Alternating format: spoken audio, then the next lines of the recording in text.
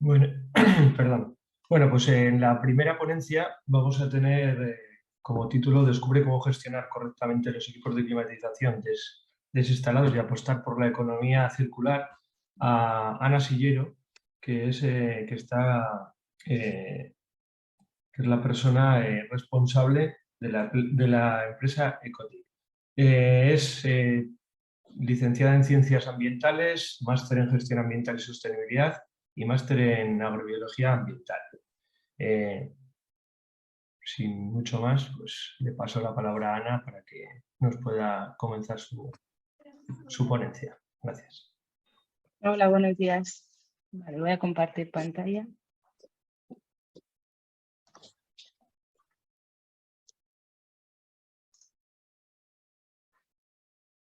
Vale. Bueno, pues como bien ha dicho Javier, yo soy Ana Sillero y bueno, pertenezco al Departamento de Empresas Adheridas y Proyectos de Fundación Ecotic. Y bueno, vengo a hablar un poco sobre cómo gestionar correctamente los equipos de climatización una vez han sido desinstalados, de forma que se pueda valorizar correctamente, apostando así por la economía circular.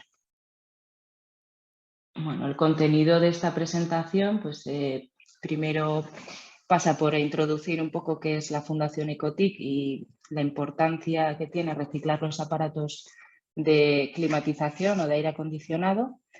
Y después pasaremos a hablar de temas referentes a la gestión de los residuos de estos equipos, ¿no? Como sería el marco normativo que aplica, las sanciones que también pueden llegar a aplicar si no se hace una gestión correcta, la documentación involucrada en todo el proceso de gestión, la operativa de cómo, por pasos, cómo se llevaría a cabo una recogida de residuos desde que se genera el residuo hasta que es tratado finalmente y bueno, cuál es la situación actual de la gestión de estos equipos y la solución que le proponemos desde Ecotic, la solución integral de gestión mediante el programa Ecoinstaladores.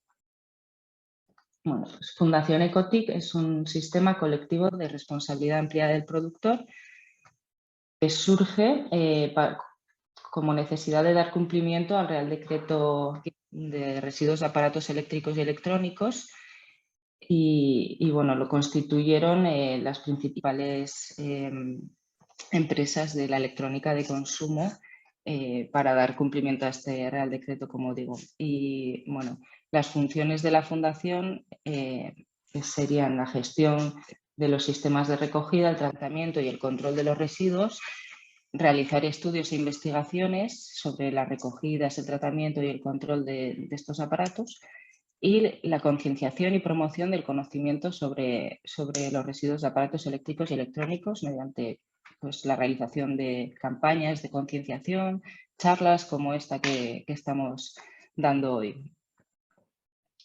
Y bueno, cuando hablamos de residuos de aparatos eléctricos y electrónicos, incluimos todos aquellos equipos que para su correcto funcionamiento requieren de una corriente eléctrica o campo magnético o que tengan algún tipo de componente electrónico para su correcto funcionamiento.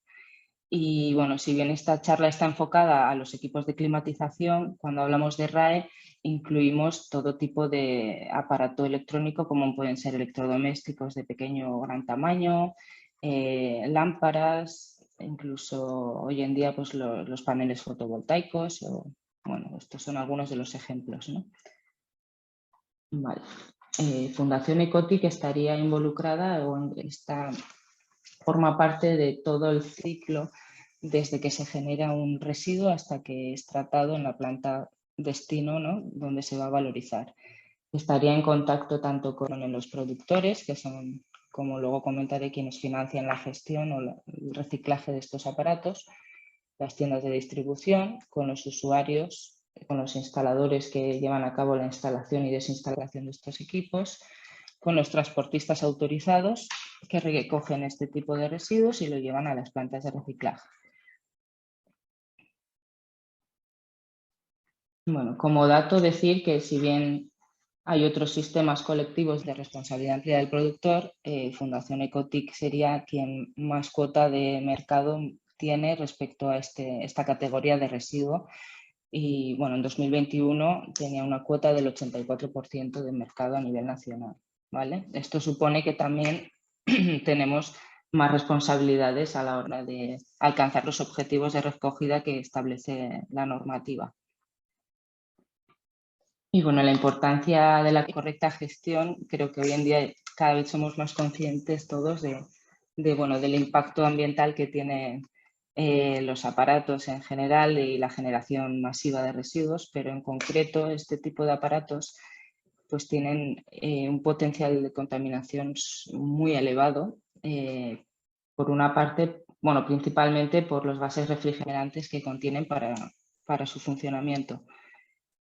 Como datos solemos decir que un aire acondicionado mal gestionado equivaldría al CO2 que es absorbido por 200 árboles en un año, o equivaldría también al CO2 que pueden emitir 250 vehículos en un solo día. Esto refleja la magnitud, ¿no?, del impacto que puede llegar a ocasionar la mala gestión de estos equipos. Y los componentes principales que dan ese carácter de peligrosidad a estos equipos, pues por un lado estaría el circuito impreso, que debe ser separado de acuerdo a lo establecido por el Real Decreto RAE, el aceite, que contiene también gases fluorados disueltos perjudiciales para el medio ambiente, el condensador, que puede contener compuestos orgánicos clorados, que también son tóxicos para el medio ambiente y la salud de las personas, y el refrigerante, que como digo sería el principal componente peligroso de estos equipos, pero no el único, que tiene que afecta a la capa de ozono y que contribuye al efecto invernadero de forma muy significativa. Vale, ahora pasando a hablar sobre el marco normativo que aplica, vemos que es variado. Por un lado tendríamos el Real Decreto 115 de 2017, que es sobre gases fluorados. Este establece los requisitos para una correcta manipulación de estos compuestos. El Real Decreto 110/2015, que es sobre los residuos, el específico de residuos de aparatos eléctricos y electrónicos. Luego está el Real Decreto 553/2020, que regula el traslado de residuos en el interior del territorio estatal, y la actual Ley 7/2022 de residuos y suelos contaminados para una economía circular, que salió este año para derogar la anterior ley de residuos, que era la ley 22/2011. Bueno, pues para comenzar con el Real Decreto sobre gases fluorados, decir que este tiene por objetivo regular la distribución y la puesta en el mercado de los gases refrigerantes, así como la manipulación de los equipos que los contienen. Y por otra parte también tiene como objetivo regular los requisitos técnicos de las instalaciones emisoras de gases fluorados.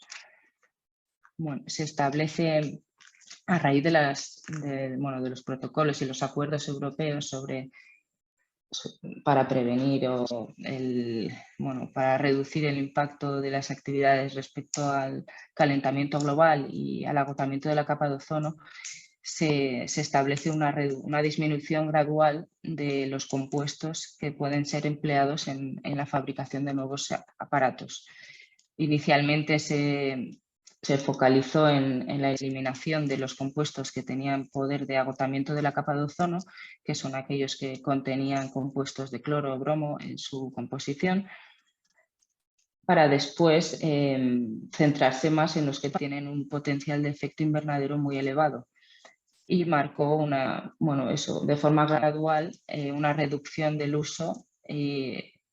Primeramente se centró en los que tenían un índice de calentamiento atmosférico más elevado, para ir poco a poco reduciendo estos límites e ir eliminando los que mayor capacidad de calentamiento atmosférico tienen.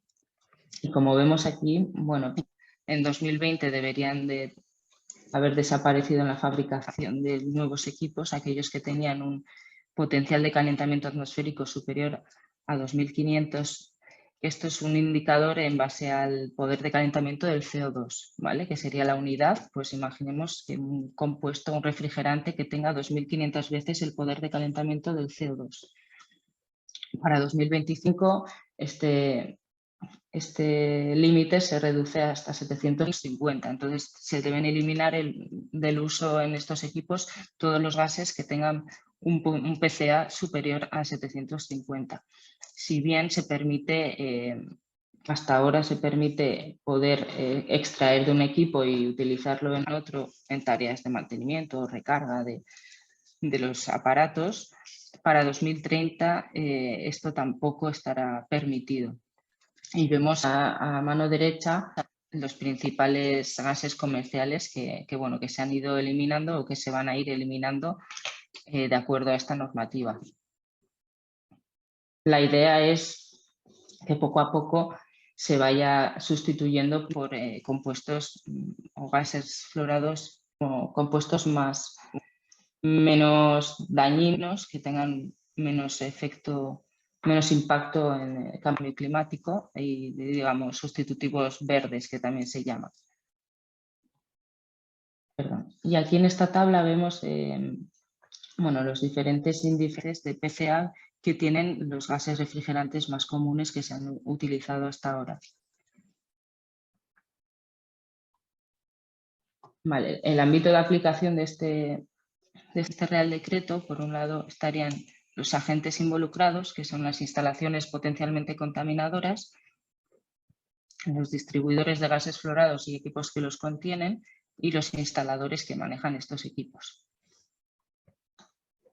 Un segundo. Y por otro lado, aplica a los equipos precargados de gas y no sellados herméticamente, como pueden ser el aire acondicionado o las bombas de calor, que deben ser instalados por personal habilitado, y esto debe quedar debidamente documentado desde el usuario final y el vendedor. Ambos deben guardar esta documentación, como comentaré más adelante. Vale. También este Real Decreto contempla la figura del comercializador, al que únicamente le permite la venta directa al usuario final en el caso de que le emita esta documentación y se asegure de que el usuario final va a devolverla en el plazo de un año. La documentación que está recogida en el anexo de este Real Decreto está constituida por dos documentos, que serían el modelo A y el modelo B.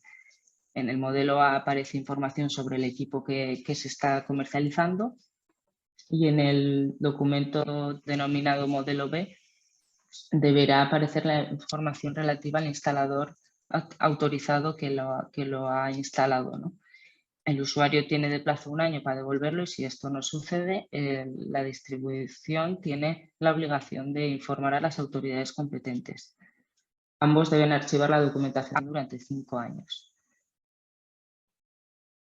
Vale, este es un ejemplo del modelo A, que vemos los datos del comprador del equipo y datos del equipo. Y el modelo B, donde aparecerán los datos de instalación, datos del equipo instalado, la empresa instaladora habilitada y el instalador certificado y el tipo de certificado de manipulación de gases fluorados. Bueno, ahora paso a comentar el Real Decreto sobre RAEs, que sería el Real Decreto 110/2015, más las modificaciones que contempla el Real Decreto 27/2021. En este Real Decreto aparecen diversas figuras, como son los productores o fabricantes de aparatos eléctricos y electrónicos, que sería la persona física o jurídica que fabrique y comercialice bajo su nombre o marca aparatos electrónicos en el territorio del Estado.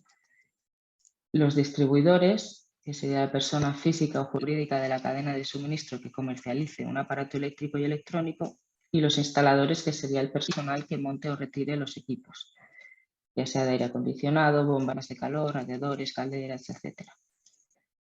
A todos los efectos, el instalador es productor de residuos, ¿vale? Esta normativa también marca unas obligaciones para estas figuras que he comentado. Por un lado, los productores o fabricantes tendrían la obligación de financiar la gestión del residuo a través de entidades como la nuestra, por ejemplo, inscribirse en el Registro Integrado Industrial y obtener el número de registro, tener en cuenta en el diseño pues, aspectos de codiseño, digamos, aspectos que permitan la reutilización y valorización adecuada de este residuo a posteriori, de cuando el aparato ya no funcione, el marcado correcto de estos aparatos o etiquetaje, digamos, que debe aparecer el símbolo del contenedor tachado para informar a los consumidores de que no se puede eliminar en un contenedor normal y corriente, y facilitar información. Y, por otro lado, los distribuidores como obligaciones tendrían la obligación, digamos, de solo trabajar con productores que estén registrados en este registro integrado industrial y facilitar y asegurar, promover la recogida del residuo. Los instaladores, por su parte, tienen que darse de alta como productores de residuos peligrosos en la comunidad autónoma en la que estén ubicados y obtener el número NIMA, que luego comentaré qué es el NIMA. Realizar una desinstalación correcta del aparato y asegurar la gestión adecuada del residuo, ¿no? A través de un gestor autorizado o de un sistema colectivo de responsabilidad ampliada del productor. Sobre el Real Decreto de Traslado de Residuos, bueno, este Real Decreto quiere asegurar la correcta trazabilidad del residuo, es el objetivo que tiene, y para ello debe quedar debidamente documentado cada movimiento, ¿no? Desde que se origina, cada transporte, por donde pasa, todo debe quedar reflejado.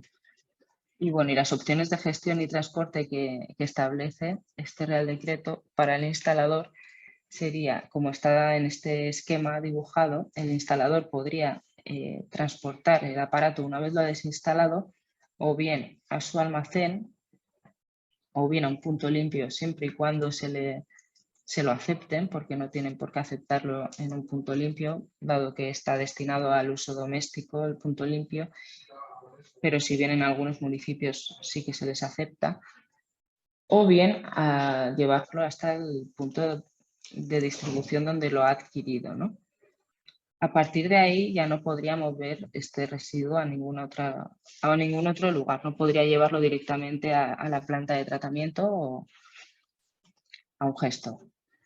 Entonces, a partir de aquí, las opciones que tiene es o bien firmar un contrato con un gestor autorizado directamente que se encargará de ir a recoger a su almacén el residuo, o contraer un acuerdo con un scrap como Ecotic y nosotros haríamos de operador del traslado, firmamos el contrato con el gestor autorizado y nos encargamos de toda la documentación y de que la recogida se efectúe igualmente, liberando de esta tarea documental y de la responsabilidad al instalador.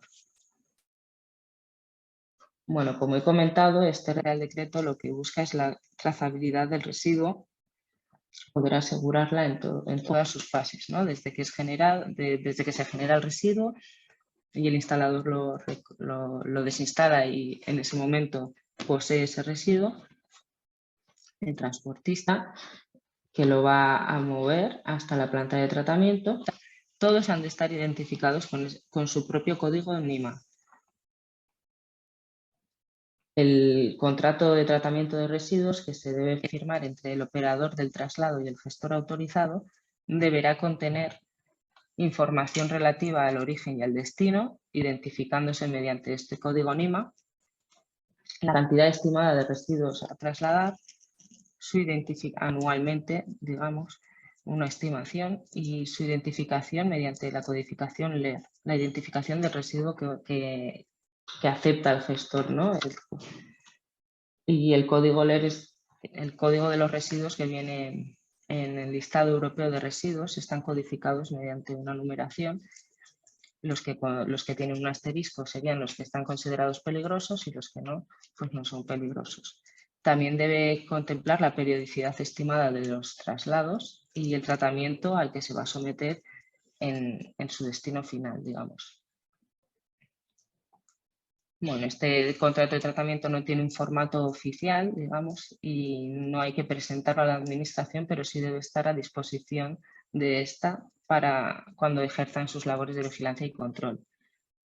Y bueno, esto que ponemos debajo es para alertar, digamos, de que muchas veces los instaladores creen que ya están entregando el residuo a un gestor que esté autorizado.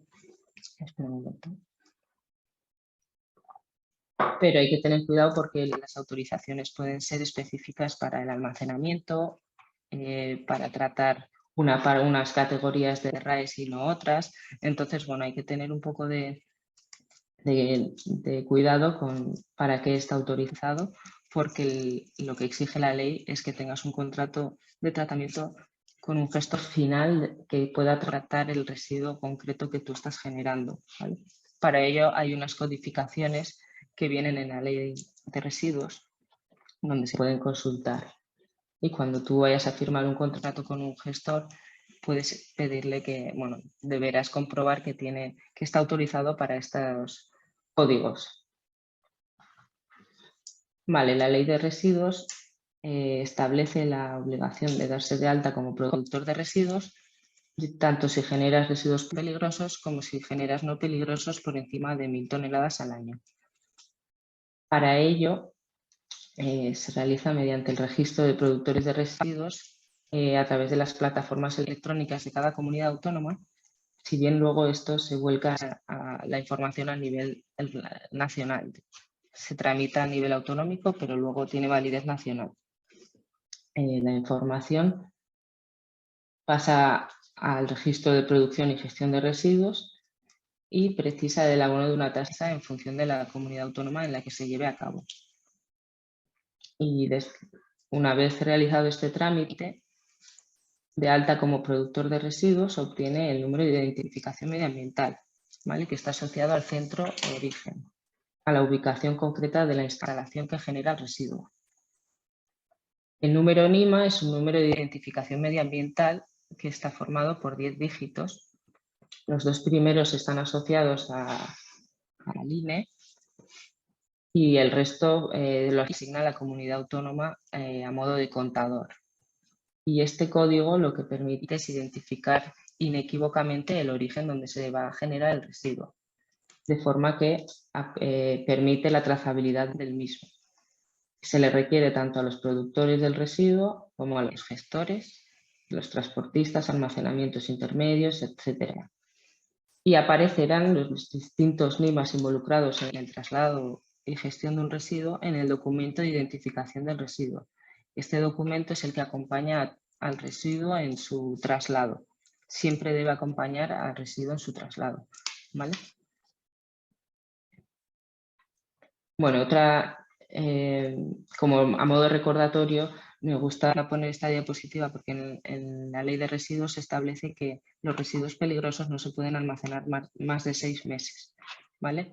Los equipos de clima son considerados residuos peligrosos, entonces es algo que se debe tener en cuenta.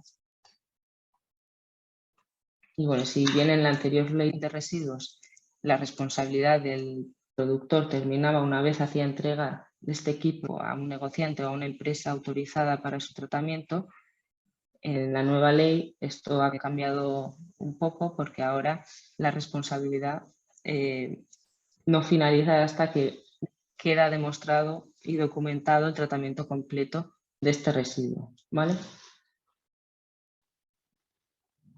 Bueno, sobre las sanciones que afectan en caso de no realizar correctamente la gestión o los documentos que están involucrados, pues por un lado, bueno, en la antigua ley de residuos estaban contempladas unas cuantías que van desde leve hasta muy grave.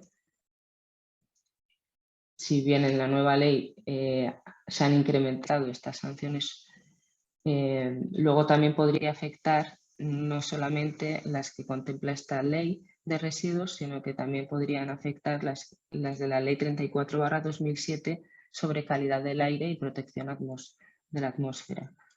¿Vale? Entonces, incluso pueden concurrir sanciones de ambas normativas por un mismo hecho, digamos. Y vemos que en la nueva ley, pues eso, se han incrementado las sanciones que pueden llegar a aplicar. Bueno, un ejemplo de una sanción leve podría ser un retraso en la documentación o contravenir las ordenanzas realizar vertidos, abandonos de residuos en donde no corresponde. Y un ejemplo de una sanción muy grave pues, podría ser la venta o cesión de residuos peligrosos a un gestor no autorizado. Bueno, la documentación que está involucrada en toda la operativa de traslado y gestión de los residuos estaría el código de productor de residuos que se obtiene con el alta. Al realizar el alta como productor de residuos en la comunidad autónoma se obtiene el código de productor y el número NIMA. Por otro lado, el contrato de tratamiento con el gestor que debe tener toda empresa para asegurar que va a gestionar correctamente sus residuos y que demuestra que hay un gestor que acepta esos residuos. La notificación previa que debe realizarse únicamente con los residuos peligrosos la primera vez que se va a solicitar su recogida y luego tiene una validez de 3 años. Tiene un plazo que debe guardarse 10 días antes de poder realizar esta recogida para que la comunidad apruebe o deniegue el traslado de ese residuo.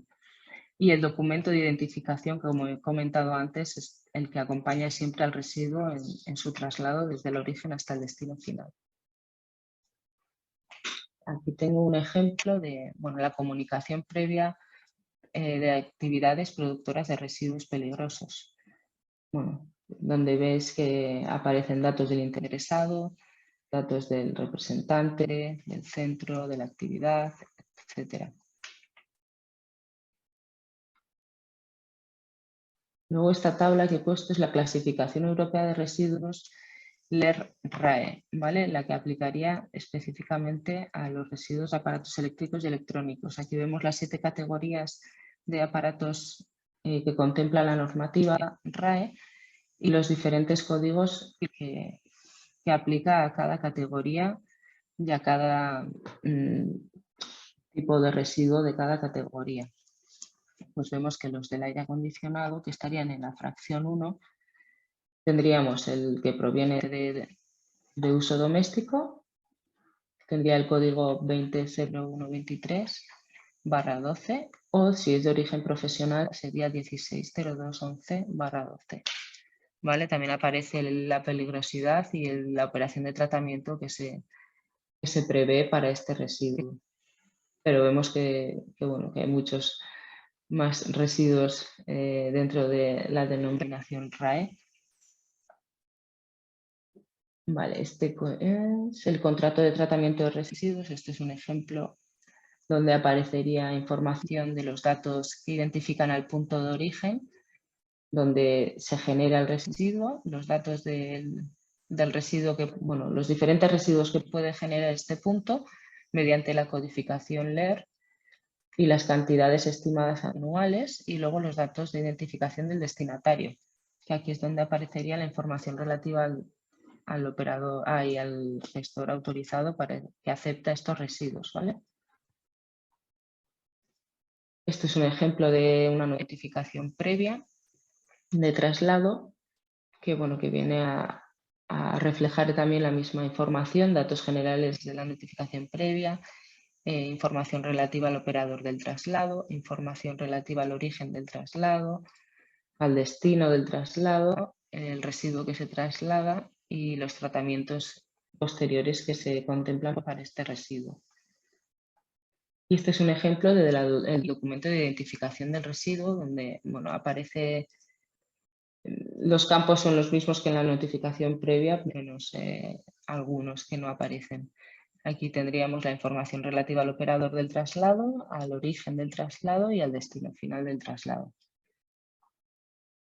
Y a modo resumen, la operativa correcta de gestión de los aparatos sería, tras su desinstalación, el instalador, que debe contar con un contrato de tratamiento y un código NIMA, llevaría los aparatos hasta su almacén, solicitaría la recogida al gestor autorizado, o bien a través de un scrap o directamente, y estos irían a las instalaciones, recogerían los equipos, lo llevarían a la planta de tratamiento. Una vez se ha realizado el tratamiento completo del residuo, se puede cerrar el documento de identificación del residuo que lo debe registrar también el instalador, ¿vale? La diferencia que hay entre bueno, trabajar directamente con el gestor autorizado o a través de un scrap es que en el caso de que trabajes directamente con el gestor autorizado, el instalador es el operador del traslado, es quien tiene la responsabilidad de realizar toda la documentación y registrarla, ¿vale? En caso de que cuente con un acuerdo con un scrap, esto lo haría el scrap en su nombre, ¿vale? Se haría responsable de toda la documentación en nombre del instalador, como he comentado antes. Y bueno, la situación actual de gestión, pues vemos que no está muy bien, porque hay unos objetivos de recogida que se establecen en función de los aparatos que se ponen a la venta en los 3 años previos, digamos, una media de la venta en los 3 años previos, y el objetivo es recoger un 65% de ese valor, ¿no? Bueno, pues en el año 2021 vemos que no alcanzamos más allá del 14% de este objetivo.